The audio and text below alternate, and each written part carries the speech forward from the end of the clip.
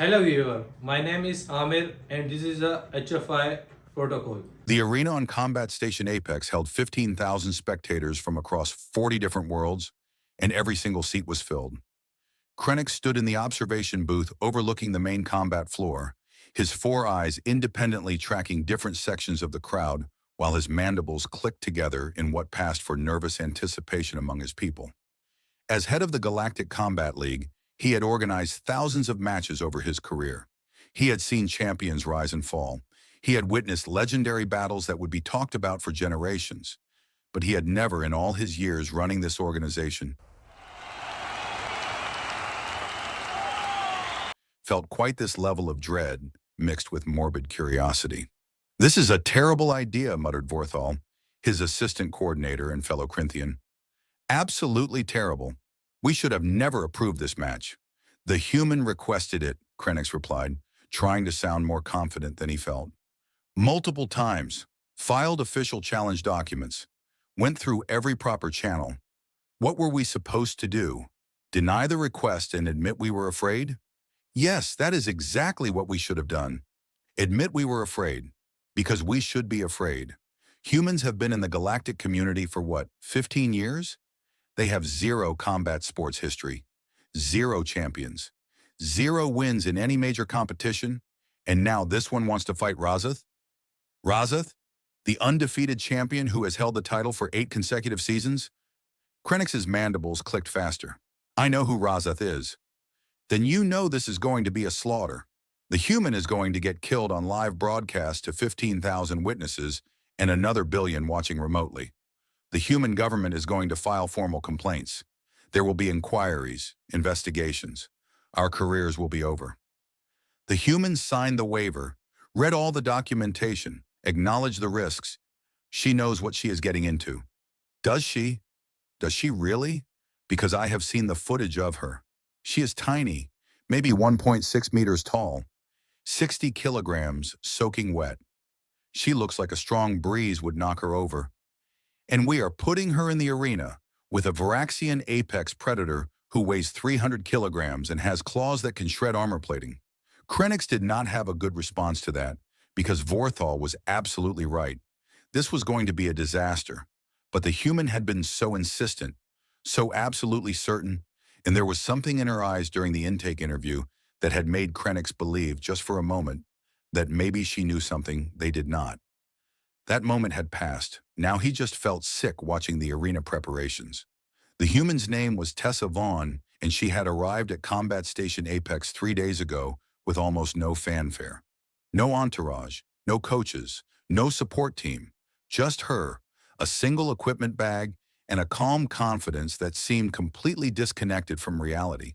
She had passed the medical examination, though the doctors had expressed concerns about her bone density and muscle mass being far below minimum recommended levels for arena combat.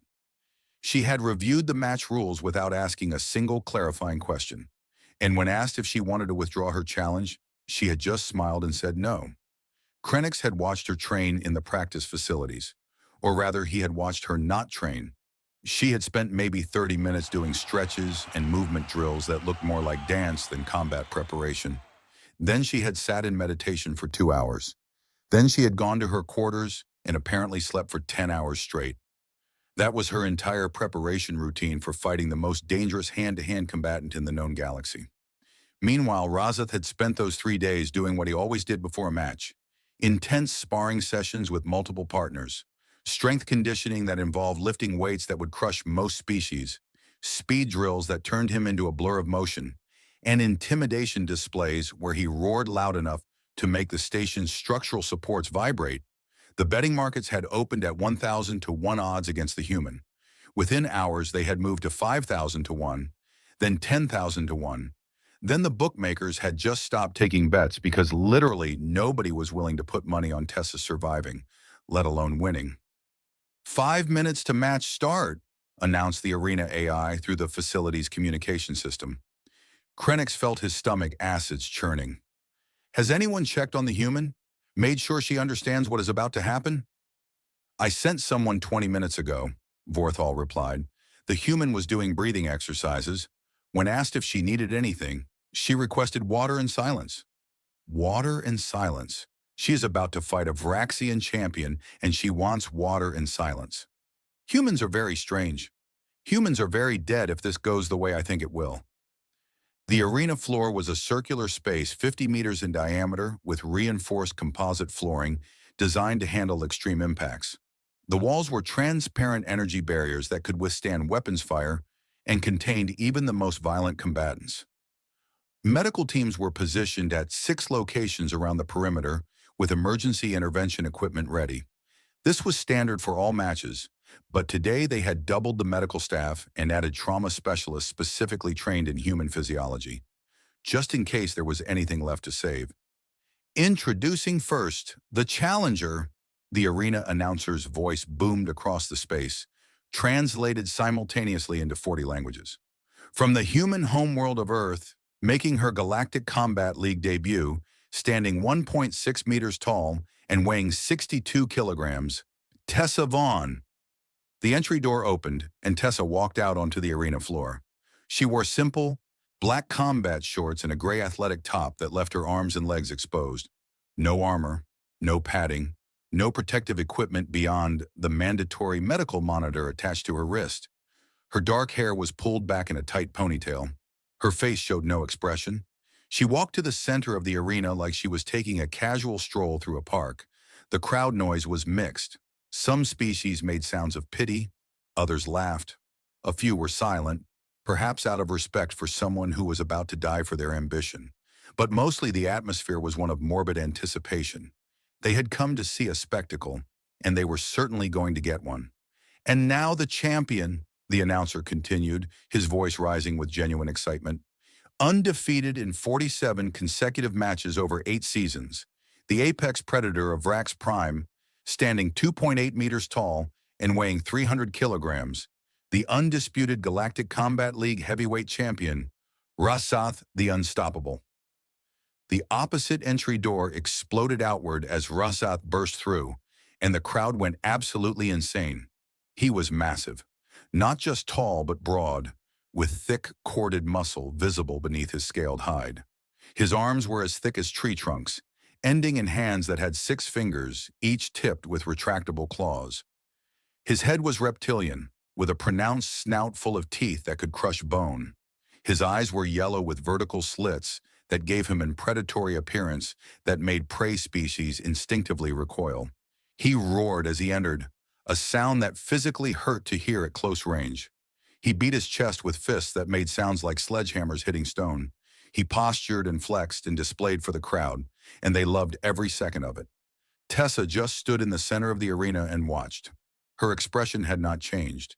If she was intimidated by the sight of this 300-kilogram killing machine, she was hiding it perfectly. Razath finally stopped his display and turned to look at his opponent. When he saw her standing there so small and vulnerable, he actually laughed. It was a deep, rumbling sound that his translator converted to amused contempt. "This is the challenger?" Razath called out, his voice carrying across the arena. "This tiny thing? I thought it was a warm-up. I thought the real fight came after." Some of the crowd laughed. Others made sounds of agreement. They had come expecting violence, but now many were questioning if there was any point to this match at all. "This is no fight," Razath continued, playing to the crowd. "This is not even sport. This is just sad. Little human, you should leave now. Go back to your world. Find something you are actually suited for. Maybe administration, maybe gardening. Something that does not require you to face beings who evolved to kill." Tessa finally spoke, and her voice was clear and steady, despite the arena acoustics that should have made her sound small and lost. "Are you finished posturing, or do you need to beat your chest a few more times to feel secure?" The crowd noise shifted. Some species appreciated boldness in the face of overwhelming odds. Others just thought the human was suicidal. Raza stopped smiling. "You have courage, I will give you that. Stupid courage, but courage nonetheless. I will make it quick, as a mercy." How considerate. The referee, a neutral Felorian with 8 arms and 3 eyes, positioned himself at the edge of the arena. Standard Galactic Combat League rules apply. Hand-to-hand combat only. No weapons. No lethal strikes to vital organs unless unavoidable. Match ends by knockout, submission, or referee stoppage if one combatant is unable to defend themselves. Medical monitors will track both fighters. Critical damage will result in automatic match termination. Both fighters acknowledge with nods. Take your positions. Razath dropped into a combat stance that looked like coiled violence ready to explode. His weight was balanced on the balls of his feet, his claws extended, his muscles tensed. This was a predator preparing to pounce. Tessa stood upright with her hands loose at her sides.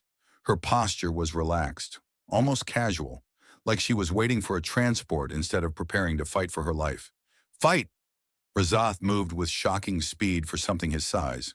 He closed the distance between them in two massive strides, his fist coming around in a devastating hook aimed at Tessa's head. The strike had enough force behind it to cave in her skull if it connected cleanly. This was not a probing attack or a test. This was Razath trying to end the fight in the first exchange. Tessa was not there. She had moved, but calling it movement did not really capture what happened.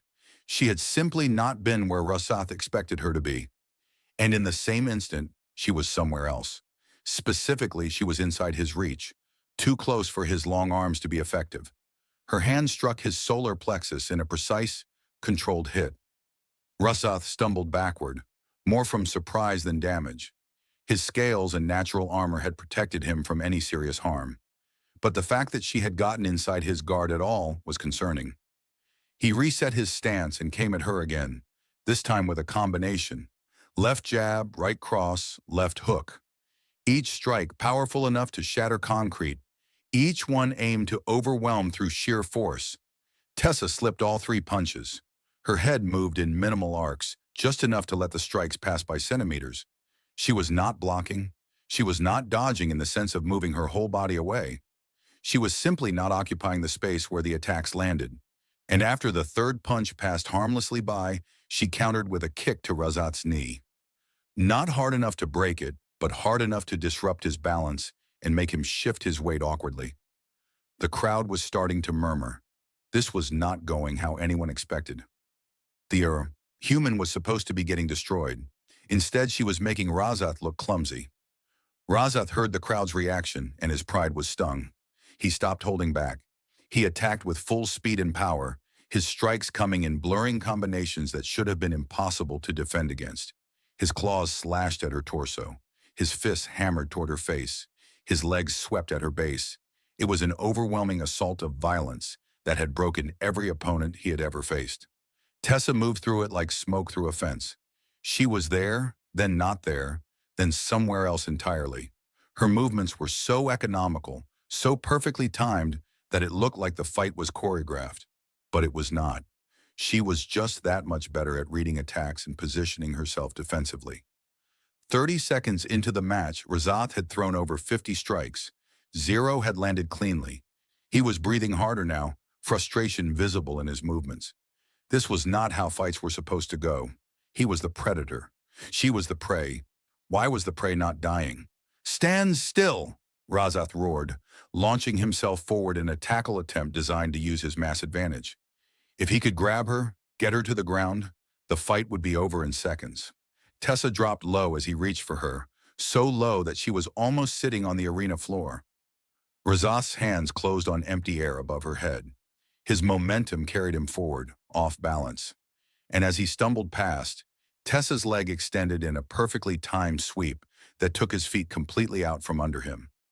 300 kilograms of Raxian champion hit the arena floor face first, with an impact that made the entire audience feel it. The sound echoed through the space like a bomb going off. Razath pushed himself up immediately, his scales flushed with embarrassment and rage. "Lucky," he spat. "You got lucky." "Sure," Tessa agreed pleasantly. "Luck. Let us go with that." They circled each other now, Razath more cautious, Tessa looking exactly the same as she had from the start. Calm, relaxed, waiting. Razath feinted left, then attacked right. A good tactical adjustment that should have caught an inexperienced fighter off guard. Tessa moved with the feint, reading it instantly, and countered before Razath could fully commit to his real attack. Her elbow caught him in the ribs, a sharp, precise strike that made him grunt in pain. The crowd was silent now. What they were watching did not make sense. Size advantage meant nothing. Strength advantage meant nothing. Natural weapons meant nothing. The human was simply better at fighting than a species that had evolved for combat. Razath tried grabbing, tried grappling, tried overwhelming her with his superior reach and power. Nothing worked. Every time he thought he had her cornered, she was gone. Every time he thought he had predicted her movement, he was wrong. And every time he overextended, she punished him with precise strikes to vulnerable points. 2 minutes into the match, Razath was bleeding from a cut above his eye. His breathing was labored. His movements had slowed from exhaustion and accumulated damage. He had gone into this fight expecting an easy victory, and instead found himself in the hardest battle of his career. Tessa, meanwhile, looked like she had just started her warm-up, not even breathing hard, not a scratch on her, completely in control of the fight from start to finish. "Impossible," Krennic muttered from the observation booth. "This should be impossible. She is half his size, quarter his weight. Humans have no natural combat advantages. How is she doing this?" Vorthal was too stunned to respond. His 4 eyes were locked on the arena floor, watching something that violated everything he understood about combat sports. Razath tried one last desperate attack. He charged forward with both arms spread wide, trying to simply body slam her into submission through overwhelming mass. If nothing else worked, he would use physics. She could not evade 300 kilograms moving at full speed. Tessa waited until the absolute last second. Then she dropped into a crouch, rotated her hips, and drove her shoulder into Razath's leading leg, just as all his weight was transferring onto it. It was a perfectly executed throw that used his own momentum against him. Basic leverage physics combined with impeccable timing. Razath went airborne. Actually airborne. 300 kilograms of Vraxian champion flew through the air for 2 meters before crashing back down onto the arena floor with force that cracked the reinforced composite surface. He lay there stunned, the wind completely knocked from his lungs, his vision blurred, his body refusing to respond to commands.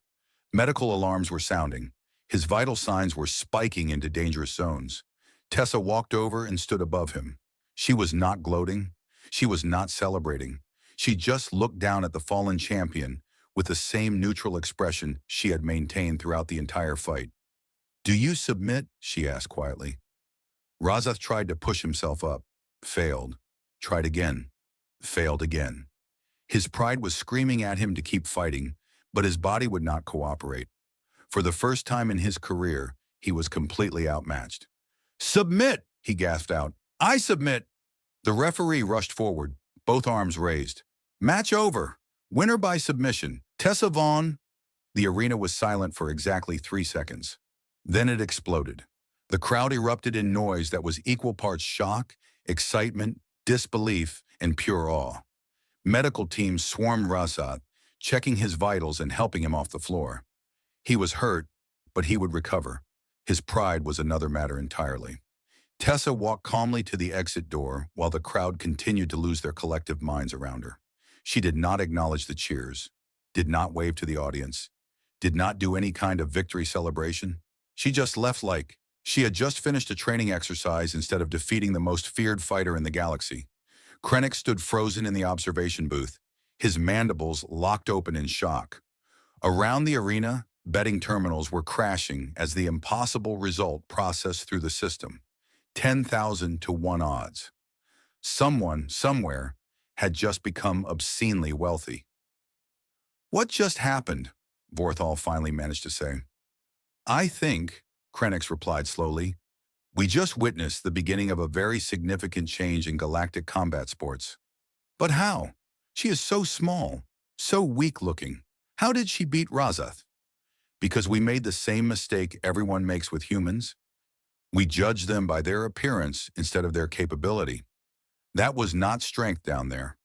That was skill. Pure technical skill combined with perfect timing and what I suspect is a fundamental understanding of combat principles that most species have never developed." "So what do we do now?"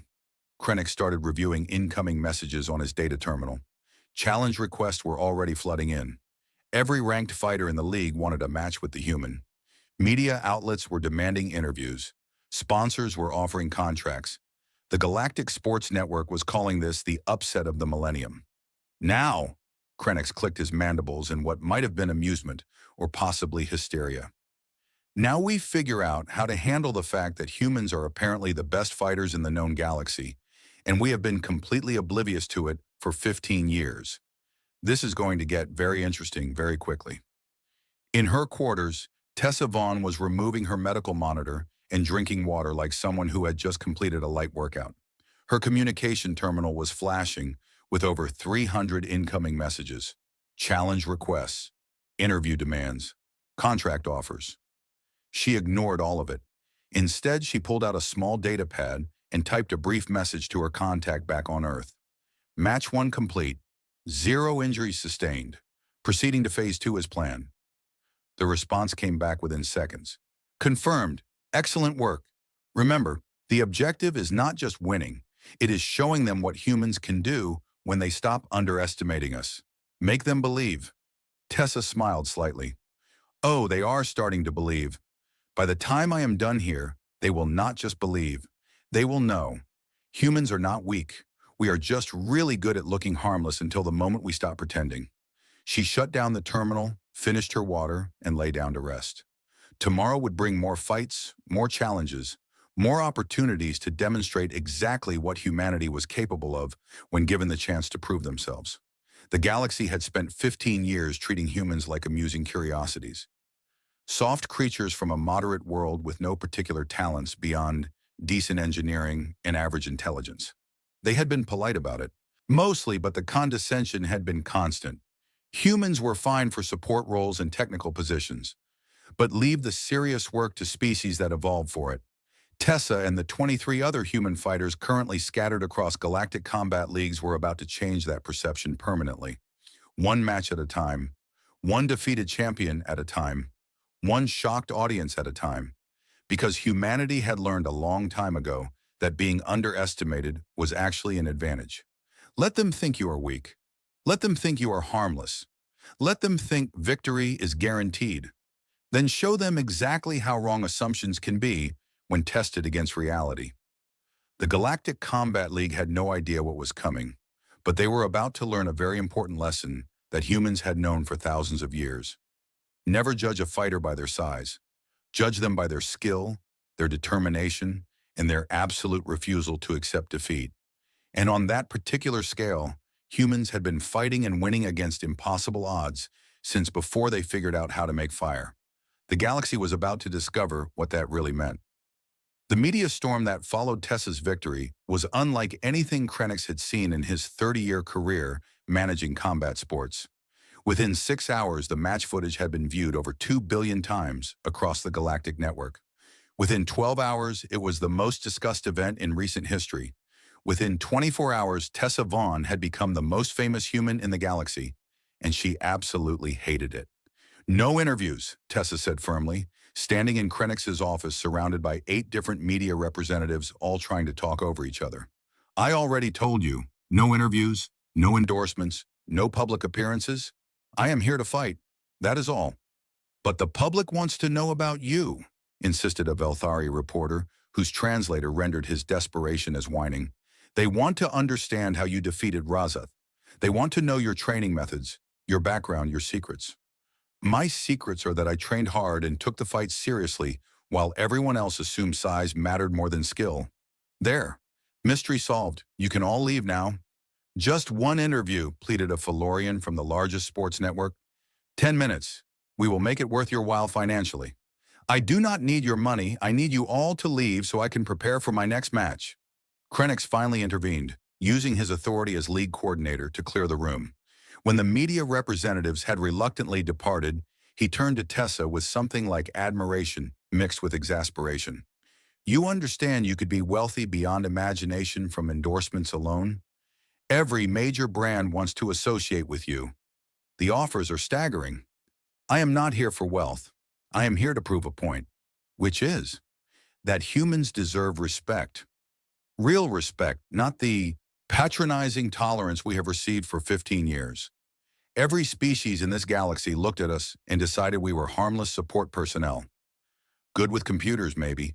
decent at administration, but nothing impressive, nothing dangerous. We were the galactic equivalent of amusing pets. She sat down in one of the office chairs, finally looking tired. Do you know what that does to a species? To constantly be dismissed? To watch beings half as smart treat you like children? To know you are capable of so much more but never get the chance to prove it because everyone has already decided you are not worth taking seriously? Krenix clicked his mandibles thoughtfully. I am beginning to understand, yes.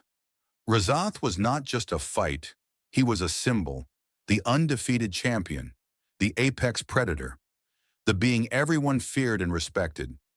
By beating him, I showed the galaxy that human capability was severely underestimated. But one fight is not enough. One victory can be dismissed as luck or fluke or statistical anomaly. I need to keep winning, keep proving it, until nobody can deny what humans actually are. And what are humans exactly? Tessa smiled, and there was steel in that expression. Survivors, adapters, the species that figured out how to thrive in every environment on our planet, despite being slower than predators, weaker than megafauna, and lacking any natural weapons. We learned to fight with nothing but our brains and our refusal to quit, and we got very, very good at it over hundreds of thousands of years. So you are saying human combat ability comes from evolutionary pressure? I am saying human combat ability comes from necessity. We spent our entire history fighting nature, fighting each other, fighting anything that threatened our survival. We developed thousands of martial arts systems across hundreds of cultures. We studied violence like it was science because for us, it was science. The science of staying alive when everything wanted to kill you. Krenix was quiet for a moment, processing this. How many more fights? As many as it takes. I have a list of ranked opponents, champions from different weight classes, fighters from species known for combat prowess. I am going to work through that list systematically until there is no doubt left in anyone's mind. That could take years. Then it takes years. I am patient. And the other human fighters I'm hearing about? The ones suddenly appearing in combat leagues across the sector? Tessa's smile widened. What other human fighters? I have no idea what you're talking about. But of course she knew. The plan had been coordinated carefully. 24 human fighters total, each assigned to different leagues, different stations, different regions of space. All of them with similar backgrounds in martial arts, military combat training, and competitive fighting. All of them ready to demonstrate that Tessa's victory was not an isolated incident. Over the next 3 months, the pattern repeated across the galaxy. Human fighters entered combat leagues and systematically defeated opponents who should have destroyed them. A human named Marcus took the middleweight championship on Station Kronos by submitting a Crothian grappling specialist in under 2 minutes. A human called Yuki won the lightweight division on Arena Prime by knocking out a Velthari speed fighter with a perfectly timed counterstrike. A human named Devon claimed the heavyweight title on Combat World 7 by outlasting a Gorvath endurance specialist in a 5-round war that left the audience speechless. Every victory followed the same pattern. Initial mockery, overwhelming odds against the human, then a technical, precise dismantling of opponents who had more size, more strength, more natural advantages. The humans won through skill, strategy, and what sports analysts were starting to call impossible combat awareness. The betting market stopped offering odds against humans after the 8th consecutive upset. Sponsors stopped trying to sign humans to traditional endorsement deals and started offering coaching contracts instead, desperate to understand their methods. And Combat League administrators across the galaxy faced a new reality. Humans were not just competitive, they were dominant. 6 months after Tessa's fight with Razath, she stood across the arena from her 20th consecutive opponent. This was Thraxus, a Vraxian even larger than Razath who held the heavyweight supreme champion title. He was undefeated in 63 matches and had publicly called Tessa's previous victories lucky. You have fought well against lesser opponents, Thraxus rumbled as they faced each other in the center of the arena. But I am not Razath. I am faster, stronger, smarter, and I will not make the mistake of underestimating you. Good, Brown, Tessa replied. I prefer it when opponents actually try. The match started and Thraxus proved his words. He was faster than Razath. His technique was more refined, his strategy more sophisticated. He did not rush in recklessly. He probed her defenses. He tested her reactions. He fought intelligently, using his size advantage without relying on it exclusively. For the first minute, he actually landed several strikes. Nothing devastating, but enough to prove he was a legitimate threat. The crowd sensed this was different. This was not going to be another easy human victory. Then Tessa adjusted. That was the thing about humans that other species were still struggling to understand. Human fighting ability was not static. It adapted. Tessa spent that first minute analyzing Thraxus, understanding his patterns, identifying his preferences, and once she understood him, she exploited every weakness she found. The match shifted. Thraxus's strikes started missing by larger margins. His combinations were being countered more effectively. His strategy was being read and answered before he could fully execute it. And, slowly, methodically, Tessa started breaking him down. 5 minutes into the fight, Thraxus was bleeding from multiple cuts. His breathing was labored. His movements had slowed. He had come into this match confident and prepared, but preparation meant nothing against someone who could adapt faster than he could adjust. 8 minutes in, Tessa caught him with a spinning kick that dropped him to one knee. He tried to stand, his pride refusing to quit. She hit him with a combination that left him unable to defend himself. The referee stopped the match before permanent damage occurred. Victory number 20. 0 losses. The human who was supposed to fail had not just succeeded, she had dominated every challenge put before her. In the observation booth, Krennic watched the medical team help Thraxus from the arena. The Varaxian champion looked broken, not physically but mentally. He had done everything right, prepared properly, fought intelligently, and still been completely outclassed. "We need to talk about the championship tournament," Vorthal said quietly. "I know. The Galactic Combat League Supreme Championship was held annually.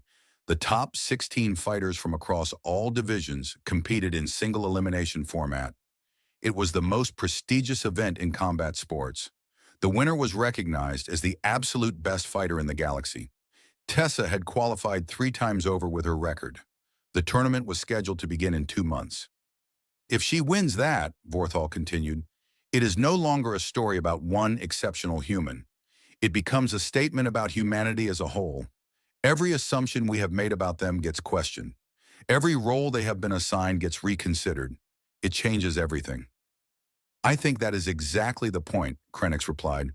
"This was never just about combat sports. This was about forcing the galaxy to reevaluate humanity. And it is working." He pulled up data on his terminal.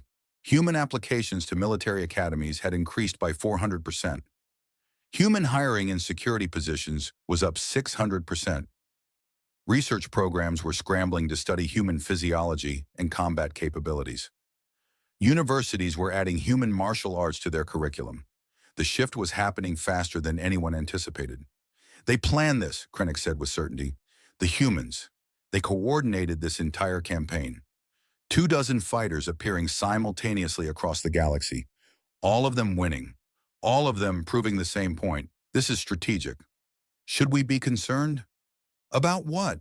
Humans being better fighters than we realized? That is not threatening. That is just reality we were ignorant about. If anything, we should be embarrassed it took us 15 years to notice." 2 months later, the Supreme Championship Tournament began. 15,000 spectators filled the arena. Another 3 billion watched remotely. This was the biggest combat sports event in galactic history, and everyone knew why. They were not here to see who would win. They were here to see if the human could actually do it.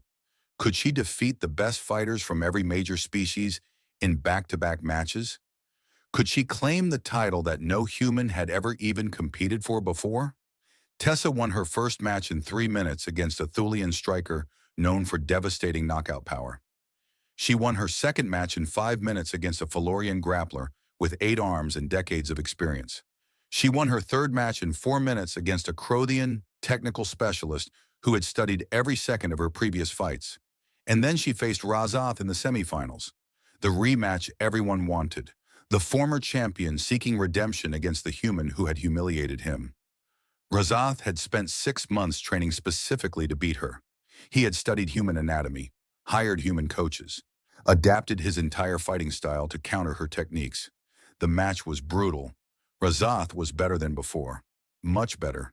He actually hurt her, landing strikes that drew blood and bruised ribs. For the first time in her Combat League career, Tessa was in a genuine fight where victory was not guaranteed. They battled for 12 minutes, the longest match of Tessa's career. Both fighters exhausted, both injured, both refusing to quit. In the end, Tessa won by submission. But it was close, closer than anyone expected. And when it was over, when the referee raised her arm in victory, Razath did something that surprised everyone. He bowed, a formal gesture of respect from warrior to warrior. "You have earned this," Razath said, his translator rendering his words with what sounded like genuine admiration. "Not just victory, respect. You are a true fighter, perhaps the best I have faced." The finals came the next day. Tessa faced a Gravath named Krongor, who had won the tournament 3 times previously. He was massive, skilled, experienced, and had never lost in championship competition. The match lasted 18 minutes. It was technical brilliance versus raw power, human adaptability versus Gorvath endurance. Both fighters pushed to their absolute limits. When Tessa finally secured the winning submission, the arena did not erupt with noise. It fell into stunned silence. Because what they had just witnessed was not just a fight, it was a changing of the guard. A new era beginning. The human who they said would fail had just defeated the best fighter in the galaxy, in front of billions of witnesses, with undeniable skill and determination. Krennics watched Tessa accept the championship belt and thought about everything that had led to this moment. The dismissals, the underestimations, the casual contempt hidden behind polite tolerance. Humanity had endured all of it quietly while preparing for this exact demonstration. And now every species in the galaxy would have to reconsider everything they thought they knew about humans. Their capability, their potential, their place in galactic civilization. In her championship interview, Tessa was asked what she wanted to say to young humans watching. "I want to say that being underestimated is not weakness, it is opportunity. The galaxy looked at us and decided we were not dangerous, not impressive, not worth worrying about.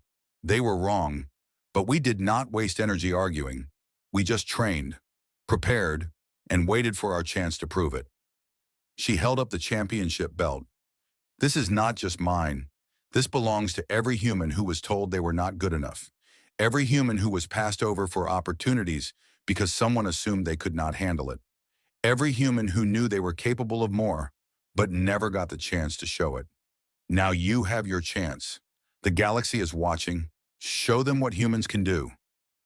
Back on Earth, in a small training facility in the mountains, 20 more fighters were preparing. The next wave, ready to continue what Tessa and the others had started.